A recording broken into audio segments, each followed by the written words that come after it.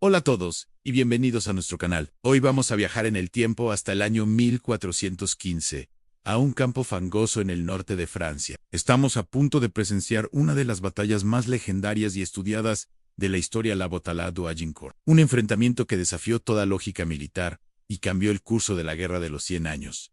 La pregunta que nos hacemos es, ¿cómo pudo un ejército inglés, exhausto, enfermo y superado en número, de apenas 6.000 hombres, aniquilar a una fuerza francesa de más de 20.000 soldados, muchos de ellos la flor y nata de la nobleza? La respuesta no es sencilla y se encuentra en una combinación de liderazgo audaz, tácticas revolucionarias, un arma que cambió las reglas del juego y, ¿por qué no decirlo?, un poco de suerte. Así que prepárense para descubrir la increíble historia de cómo un rey desesperado y su pequeña banda de hermanos lograron una victoria que resonaría por los siglos. Para entender Agincourt primero debemos entender el contexto. La Guerra de los 100 años no fue una guerra continua, sino una serie de conflictos intermitentes entre Inglaterra y Francia, que duraron más de un siglo. La disputa principal era por el trono francés. Los reyes ingleses, a través de sus linajes, reclamaban ser los legítimos herederos de Francia, algo que la nobleza francesa, por supuesto, no iba a aceptar. En 1415,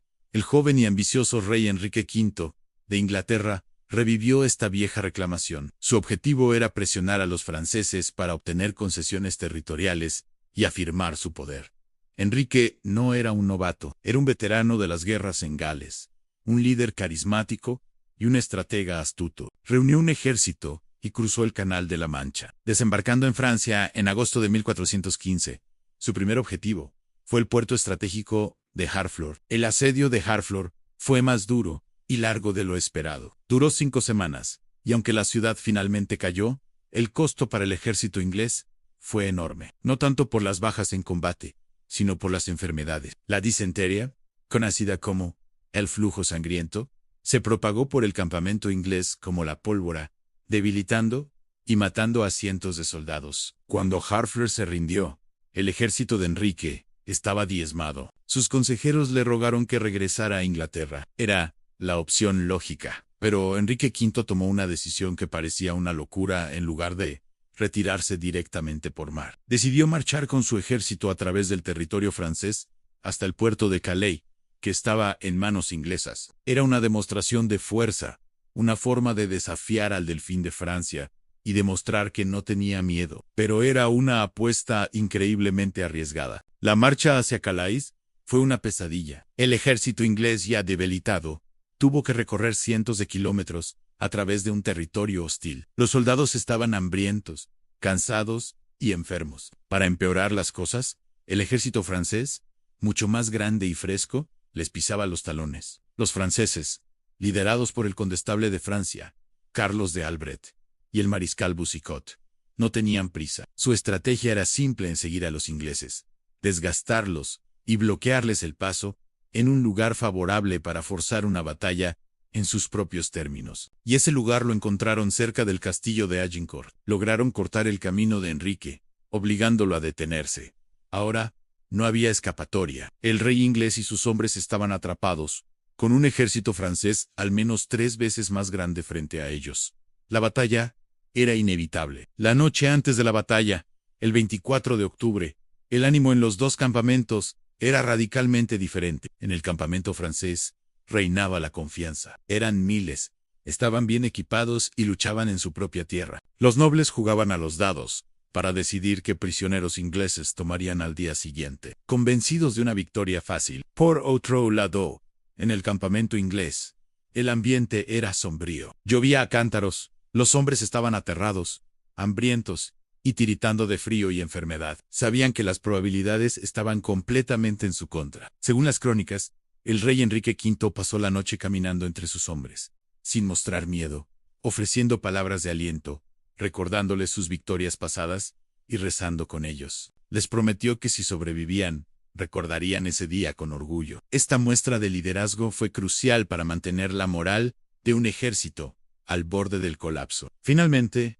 amaneció el 25 de octubre, el día de San Crispín. El campo de batalla era un terreno recién arado entre dos bosques, Agincourt, y Tremicourt, y la lluvia de la noche anterior lo había convertido en un lodazal espeso y pegajoso. Este factor que parecía una desgracia más para los ingleses, se convertiría en su mayor aliado. Los dos ejércitos se formaron. Los franceses, confiados en su superioridad numérica y en la fuerza de su caballería pesada, se organizaron en 3 divisiones masivas, una detrás de la otra. Sus caballeros, cubiertos de pies a cabeza con armaduras de placas, eran el corazón de su ejército. Su plan era simple, una carga de caballería masiva, para aplastar las delgadas líneas inglesas. Los ingleses, por su parte, se desplegaron en una sola línea defensiva. Enrique colocó a sus hombres de armas y caballeros desmontados en el centro, y en los flancos, su arma secreta en los arqueros. Y aquí llegamos al elemento más decisivo de la batalla en el arco largo inglés,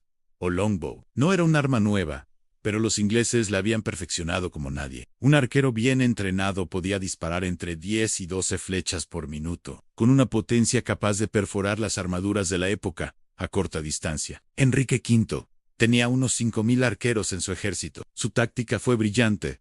Ordenó a sus arqueros que clavaran estacas afiladas en el suelo frente a ellos, creando una especie de barrera defensiva contra la caballería. Luego, avanzó con todo su ejército hasta quedar al alcance de los arcos largos, una maniobra audaz para provocar a los franceses, y funcionó. Los franceses, impacientes y arrogantes, ordenaron la carga. Lo que sucedió a continuación fue una masacre. Cuando la primera oleada de caballería pesada francesa cargó, se encontraron con 2 problemas. Primero, una lluvia de miles y miles de flechas que caía sobre ellos. Los caballos, menos protegidos que los jinetes, entraron en pánico, se encabritaron y cayeron, arrojando a sus jinetes al suelo. Segundo, el barro. El campo de batalla fangoso frenó su avance, convirtiendo su carga en un avance lento y agotador. Los caballeros que lograron llegar a las líneas inglesas se encontraron con las estacas afiladas, que empalaron a sus monturas. El caos fue total a la primera carga, se desintegró. Luego, la infantería francesa, la segunda división, comenzó su avance a pie, pero tuvieron que sortear los cuerpos de los caballos y hombres caídos de la primera oleada. Todo, mientras las flechas seguían lloviendo sobre ellos. Los caballeros franceses, con sus pesadas armaduras, se hundían en el barro hasta las rodillas. Estaban agotados antes de llegar a las líneas inglesas. Cuando finalmente hicieron contacto, estaban tan apretados y desorganizados que apenas podían levantar sus armas para luchar. En ese momento los arqueros ingleses, que habían agotado sus flechas, abandonaron sus arcos, tomaron hachas, martillos y espadas, y se lanzaron al combate cuerpo a cuerpo. Eran ágiles y no llevaban armaduras pesadas, lo que les dio una ventaja increíble en el barro contra los torpes y exhaustos caballeros franceses. Los ingleses comenzaron a masacrar a los franceses, que estaban atrapados, incapaces de moverse o defenderse eficazmente. Muchos nobles franceses se rindieron, pero eran tantos que los ingleses no podían manejarlos. En un momento crítico de la batalla, cuando parecía que la tercera división francesa podría contraatacar, y algunos campesinos locales atacaron el campamento inglés por la retaguardia,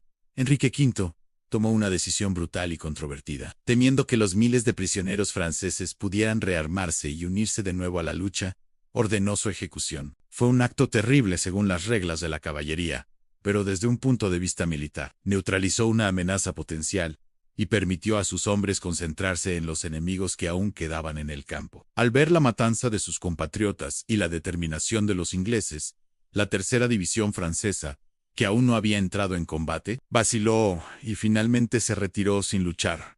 La batalla había terminado. Las consecuencias de Agincourt fueron devastadoras para Francia. Se estima que perdieron entre 6.000 y 10.000 hombres, incluyendo a una gran parte de su alta nobleza. 3 duques, 5 condes y el propio condestable de Francia murieron en el campo. Las bajas inglesas, en comparación, fueron asombrosamente bajas, probablemente no más de unos pocos cientos. La victoria fue tan completa que parecía un milagro. Enrique V regresó a Inglaterra como un héroe conquistador. La batalla de Agincourt le permitió forzar el Tratado de Troyes en 1420, por el cual fue reconocido como regente y heredero al trono de Francia. Aunque Enrique murió poco después, y la guerra continuó hasta que Juana de Arco revirtió la suerte de Francia, Agincourt quedó grabada en la historia. Demostró que un ejército disciplinado, con un buen liderazgo y una táctica superior, podía derrotar a una fuerza mucho mayor. Fue el triunfo del arco largo sobre el caballero acorazado y el comienzo del fin de la era de la caballería feudal. Una lección de historia que nos recuerda que en la guerra, y quizás en la vida, a veces los pequeños y decididos pueden vencer a los gigantes. Gracias por acompañarnos en este viaje a uno de los campos de batalla más famosos de la historia. Si te ha gustado el video, no olvides darle a like, suscribirte y activar la campanita para no perderte nuestras próximas aventuras históricas. Hasta la próxima.